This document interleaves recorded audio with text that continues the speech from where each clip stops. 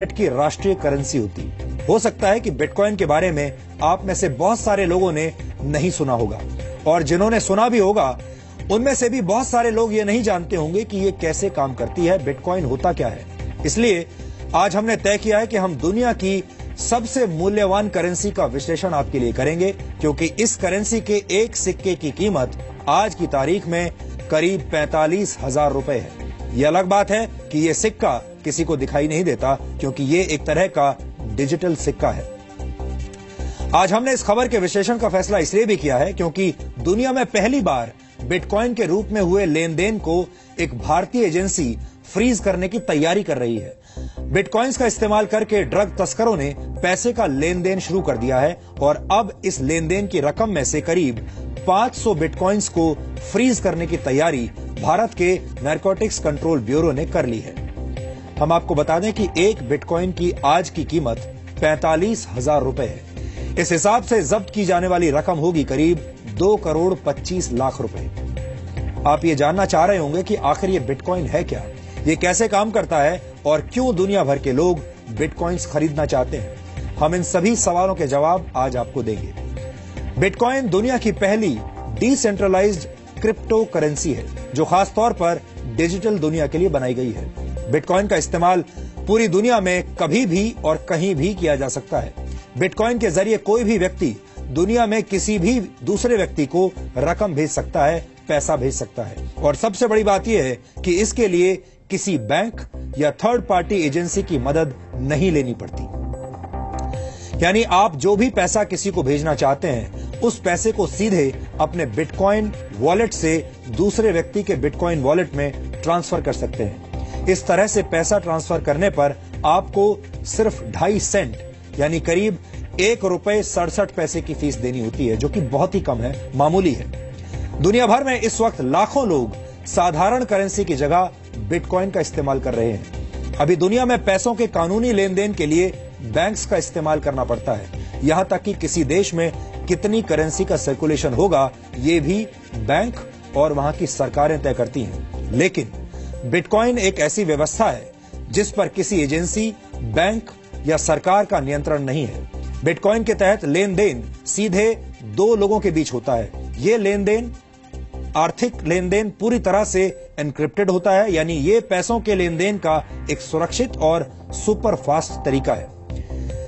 लेकिन इस आर्थिक लेन देन की प्रक्रिया में आपके वॉलेट में नोट्स नहीं आते, करेंसी नहीं आती, बल्कि कुछ डिजिटल कोड्स आते हैं और यही कोड्स आप तक पहुंची हुई रकम होती है। अब आपको बताते हैं कि बिटकॉइन की अर्थव्यवस्था कैसे काम करती है। 5 वर्ष पहले तक एक बिटकॉइन सिर्फ 6 रुपए का था, लेकिन आज एक बिटकॉइन 45,000 रुपए का हो गया है। बिटकॉइन की शुरुआत आज से 7 वर्ष पहले 3 जनवरी 2009 को सतोशी नाकामोतो नाम के एक प्रोग्रामर ने की थी। लेकिन हम आपको बता दें कि सतोशी नाकामोतो कौन है ये आज तक किसी को नहीं पता। हालांकि अलग अलग वक्त पर अलग अलग लोग सतोशी नाकामोतो होने का दावा करते रहे हैं, लेकिन बिटकॉइन के असली जनक के बारे में अभी भी किसी के पास कोई पुख्ता जानकारी नहीं है। सतोशी नाकामोतो ने जब बिटकॉइन की शुरुआत की थी तब उनका मकसद इसे करेंसी में बदलना नहीं था, बल्कि ऐसा सिर्फ ये साबित करने के लिए किया गया था कि बिना किसी थर्ड पार्टी की मदद के भी आर्थिक लेन देन किया जा सकता है, यानी ये सीधे 2 लोगों के बीच भी संभव है। 22 मई 2010 को पहली बार एक पिज्जा के बदले 10,000 बिटकॉइन देने की पेशकश की गई थी, यानी तब एक बिटकॉइन की कीमत सिर्फ 10 सेंट थी या 10 सेंट से भी कम थी। लेकिन आज बिटकॉइन की कीमत कई हजार गुना बढ़ चुकी है। बिटकॉइन के प्रचलन में आने के बाद ज्यादा से ज्यादा लोग अब इसे खरीदने की कोशिश करने लगे हैं और बिटकॉइन की कीमत लगातार बढ़ती जा रही है।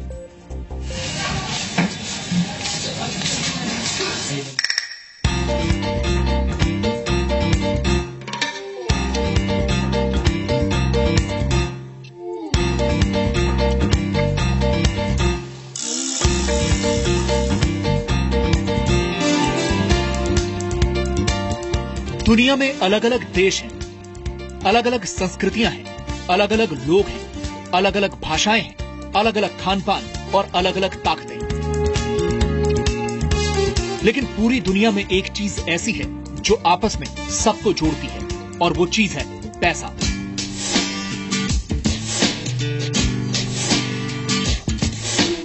आज लगभग हर काम के लिए पैसों की जरूरत पड़ती है, चाहे वो खाना खरीदना हो, पानी खरीदना, घर खरीदना, हथियार खरीदना, यानी हर चीज के लिए पैसों की जरूरत होती है। कई लोगों की जिंदगी इस पैसे को कमाने के चक्कर में खर्च हो जाती है। पैसे के लिए लोग मेहनत करते हैं, संघर्ष करते हैं, अपराध करते हैं और यहाँ तक कि लोगों का खून भी कर देते हैं। लेकिन क्या आपने कभी सोचा है कि ये पैसे, ये करेंसी और कागज का वो टुकड़ा जिसे हम नोट कहते हैं, असल में है क्या? दरअसल जो कागज का नोट आपकी जेब में है वो एक तरह का वादा है। वादा है आपको कागज के टुकड़े पर लिखी गई रकम चुकाए जाने का। जब आप ये नोट किसी दुकानदार को देते हैं तो वादे का ये कागज उसके पास पहुंच जाता है और वो दुकानदार बदले में आपको सामान दे देता है। यानी कागज के इस नोट का पूरा मूल्य सिर्फ वो वादा है जो आपसे रिजर्व बैंक ऑफ इंडिया ने किया है। लेकिन जब कागज के यही नोट आप बैंक में जमा कराते हैं तो बैंक उसमें से एक बड़ी रकम दूसरे लोगों को उधार दे देता है, जबकि आपके अकाउंट में आप अपनी जमा की गई रकम देख पा रहे होते हैं। हालांकि असलियत में वो रकम वहां होती नहीं है। उधार लेने वाला व्यक्ति उसी पैसे से सामान खरीदता है और वो पैसा एक बार फिर बैंक में पहुंचता है। बैंक उस पैसे को फिर उधार के तौर पर दे देता है और उस पर ब्याज भी वसूलता है। इस तरह से कागज के टुकड़े पर किया गया वादा अर्थव्यवस्था का सबसे बड़ा वादा बन जाता है। सच यह है कि अगर 3% लोग भी बैंकों में जमा अपना पैसा एक साथ वापस मांग लें तो बैंकों के पास देने के लिए कैश होगा ही नहीं, क्योंकि वो कैश यानी आपके द्वारा बैंक को सौंपे गए नोट एक बड़ी अर्थव्यवस्था का हिस्सा बन गए हैं। और इस पूरी अर्थव्यवस्था पर नियंत्रण है सरकारों का और बैंकों का। यानी सरकार और बैंक के स्तर पर अगर कोई गड़बड़ हो जाए तो आपका पूरा पैसा डूब सकता है। लेकिन बिटकॉइन इसी खतरे और बैंकों और सरकार के इसी नियंत्रण को दूर करने की कोशिश है। बिटकॉइन एक डिजिटल करेंसी है और एक सॉफ्टवेयर है। बिटकॉइन इंटरनेट की दुनिया से जुड़े कंप्यूटर्स के जरिए पेमेंट का नया तरीका है। बिटकॉइन एक ऐसी डिजिटल करेंसी है जो ओपन सोर्स सॉफ्टवेयर पर आधारित है, जिसका आविष्कार सतोशी नाकामोटो ने किया था। लेकिन आज दुनिया भर के हजारों प्रोग्रामर बिटकॉइन के फीचर्स को ज्यादा मजबूत और सुरक्षित बना रहे हैं। जब हम सामान्य तौर पर साधारण करेंसी का इस्तेमाल करते हैं तो इसकी देखरेख का जिम्मा बैंकों का होता है।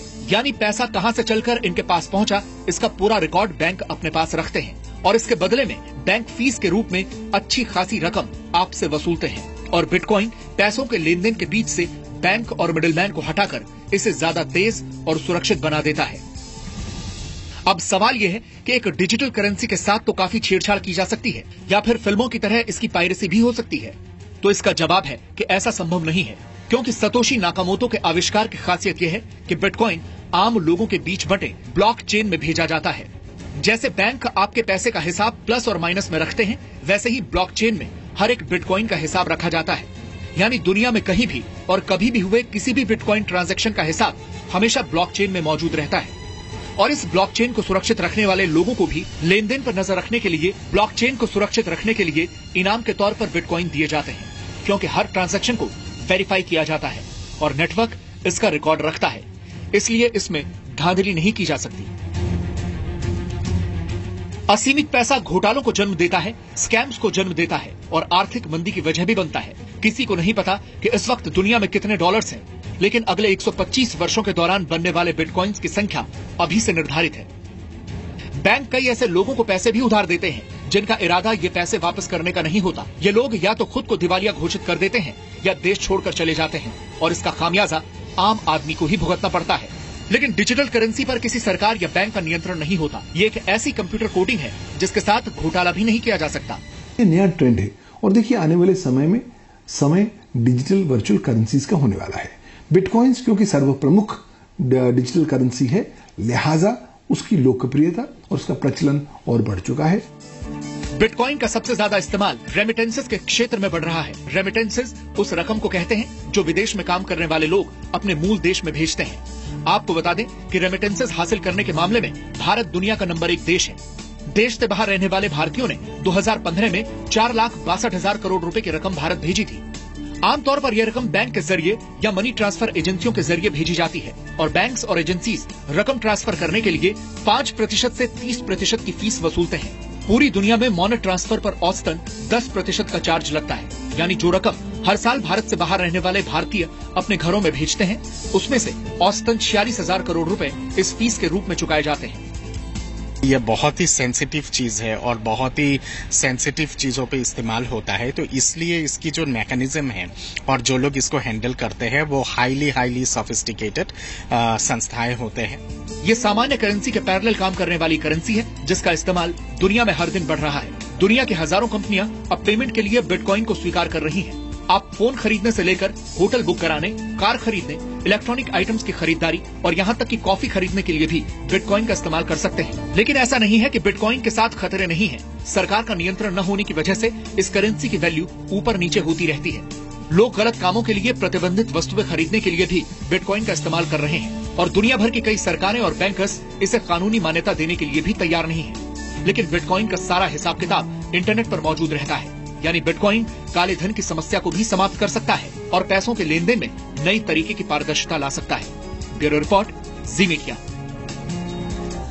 अब आप सोच रहे होंगे कि जिस बिटकॉइन के निर्माता के बारे में किसी को कुछ पता नहीं, जिस बिटकॉइन को चलाने वाले लोगों के बारे में किसी को कुछ पता नहीं, वो डिजिटल करेंसी आखिर काम कैसे करती होगी और बिटकॉइंस निकलते कहां से हैं? तो आपको बता दें कि बिटकॉइंस का आदान प्रदान पीयर टू पीयर तकनीक से होता है, यानी ये रकम एक कंप्यूटर से सीधे दूसरे कंप्यूटर में पहुंच जाती है। लेकिन इस लेन देन को सुरक्षित बनाते हैं वो हजारों लोग जो अपने ताकतवर कंप्यूटर्स की मदद से इन ट्रांजैक्शंस पर नजर रखते हैं और इनकी जांच करते हैं। और जो भी व्यक्ति ऐसा सफलतापूर्वक कर लेता है उसे इनाम के तौर पर कुछ बिटकॉइंस दिए जाते हैं। इसे बिटकॉइन की माइनिंग कहा जाता है। दरअसल कोड लैंग्वेज में होने वाले इस आदान प्रदान को वेरीफाई करने वाले हजारों लोग इस प्रक्रिया में बैंक के एक क्लर्क की तरह काम करते हैं और इन्हें माइनर्स कहा जाता है। ये लोग ट्रांजैक्शंस पर नजर रखते हैं ताकि इसका गलत इस्तेमाल ना हो, लेकिन इस प्रक्रिया को पूरी करने के लिए इन माइनर्स को एक मैथमेटिकल प्रॉब्लम हल करनी होती है। जो माइनर जितनी जल्दी ये प्रॉब्लम सॉल्व कर लेता है उसे प्रॉब्लम सॉल्व करने के बदले में करीब 12.5 बिटकॉइंस मिलते हैं और इस तरह से बिटकॉइंस डिजिटल बाजार में आ जाते हैं। लेकिन बिटकॉइन की अर्थव्यवस्था का निर्माण इस तरह से किया गया है कि एक निश्चित समय के बाद बिटकॉइंस की संख्या घटकर आधी रह जाती है। शुरुआत में एक ब्लॉक से 50 बिटकॉइंस निकला करते थे। प्रति ब्लॉक बिटकॉइंस की संख्या हर 4 वर्ष में घटकर आधी रह जाती है। इसलिए आज से 125 वर्षों के बाद यानी सन 2140 तक नए बिटकॉइंस का निर्माण बिल्कुल बंद हो जाएगा। गणना के हिसाब से तब तक दुनिया में कुल 2 करोड़ 10 लाख बिटकॉइंस आ चुके होंगे। बिटकॉइन भविष्य की करेंसी है और भविष्य में खत्म भी हो जाएगी। इसलिए लोगों में ज्यादा से ज्यादा बिटकॉइन खरीदने की होड़ मची हुई है। अगर आपको अब भी ये बात समझ में ना आई हो तो आपको एक उदाहरण की मदद से समझाते हैं। मान लीजिए कि इस महीने भारी मात्रा में सोने यानी गोल्ड की खुदाई की गई हो और उसे सामान्य कीमत पर लोगों में बांट दिया गया। लेकिन अगले महीने सोने की खुदाई आधी रह गई, जबकि खरीदने वाले लोगों की संख्या पहले जैसी ही है। तो ऐसे में सोने की कीमत बढ़ जाएगी और अगर हर महीने ऐसा होता रहे तो सोचिए सोने की कीमत कितनी हो जाएगी। बिटकॉइन की अर्थव्यवस्था भी ऐसे ही काम करती है। लोगों को पता है कि बिटकॉइंस की संख्या लगातार कम होती जा रही है, इसलिए इसकी कीमत लगातार बढ़ती जा रही है। ये डिमांड और सप्लाई का सामान्य फॉर्मूला है। सप्लाई जितनी कम होगी, डिमांड उतनी ही ज्यादा बढ़ेगी।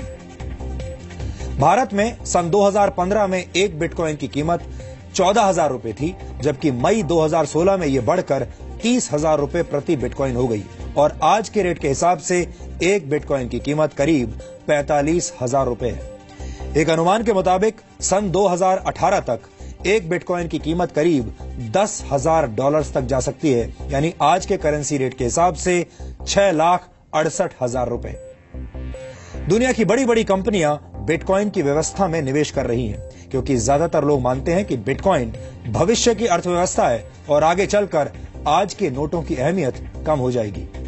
इस वक्त दुनिया में करीब 800 करोड़ मोबाइल फोन्स हैं, जबकि दुनिया की आबादी 700 करोड़ है। इसके उलट अभी भी दुनिया में 200 करोड़ लोग ऐसे हैं जिनके पास कोई बैंक अकाउंट नहीं है, यानी वो सभी लोग जिनके पास मोबाइल फोन्स हैं। अगर बिटकॉइन का इस्तेमाल करने लगे तो ये दुनिया की सबसे बड़ी बैंकिंग प्रणाली बन जाएगी, और वो भी एक ऐसी बैंकिंग प्रणाली जिसमें किसी भी सरकार या किसी वित्तीय संस्थान का दखल नहीं होगा। वित्तीय लेन देन का सुरक्षित, तेज और आधुनिक तरीका होने के बावजूद बिटकॉइन के अपने कई खतरे हैं, और वो भी आज हम आपको बताएंगे। इसलिए बहुत सारे देश अभी तक ये तय नहीं कर पाए हैं कि बिटकॉइन को कानूनी मान्यता दी जाए या नहीं।